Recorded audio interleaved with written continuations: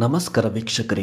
Big boss Kannada season 11 ಇಂದು ಇವತ್ತಿನ live updates ಏನಪ್ಪ ಅಂದರೆ, ಬಿಗ್ ಬಾಸ್ನ ಸ್ಕ್ರಿಪ್ಟೆಡ್ ಶೋ ಅಂತ ಜನ ಹೇಳೋದಕ್ಕೆ ಸಿಕ್ಕಿರೋ ಪ್ರೂಫ್ ಏನು, ಕಂಟೆಸ್ಟೆಂಟ್ ಬಗ್ಗೆ ಪಬ್ಲಿಕ್ ಒಪಿನಿಯನ್ ಏನು, ಈ ವಾರ ನಾಮಿನೇಟ್ ಆಗಿರೋದು ಯಾರ್ಯಾರು ಅಂತ ನೋಡೋಣ.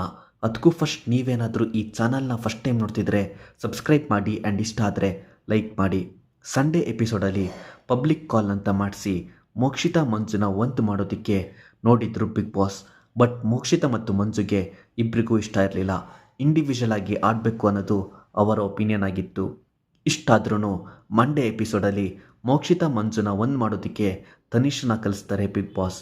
ನಾಮಿನೇಷನ್ಗಿಂತ ಫಸ್ಟೇ ಈ ಥರ ಮಾಡಿಸೋ ನೆಸೆಸಿಟಿ ಏನಿತ್ತು?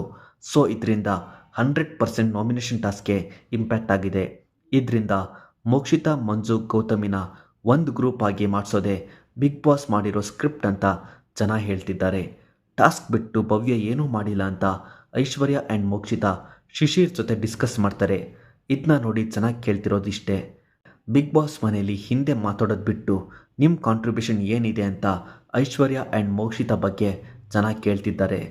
ತ್ರಿವಿಕ್ರಮ್ ಮಾತಾಡಿದ್ನ ತೋರಿಸಿರೋ bigg boss Mokshitha and Aishwarya ಮಾತಾಡಿದ್ನ ಯಾಕೆ ತೋರಿಸ್ತಿಲ್ಲ ಅಂತ ಜನ ಕೇಳ್ತಿದ್ದಾರೆ.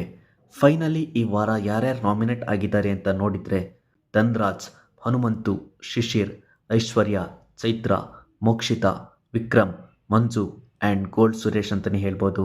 ಇವತ್ತು ಸಂತು ಪಂತು ಬಿಗ್ ಬಾಸ್ ಮನೆಗೆ ಎಂಟ್ರಿ ಕೊಟ್ಟಿದ್ದು ಫುಲ್ ಎಂಟರ್ಟೈನಿಂಗ್ ಆಗಿರುತ್ತೆ. ವಿನಯ್ ಯಾವಾಗ ಬರ್ತಾರೆ ಅಂತ ಜನ ಕೇಳ್ತಿದ್ದಾರೆ.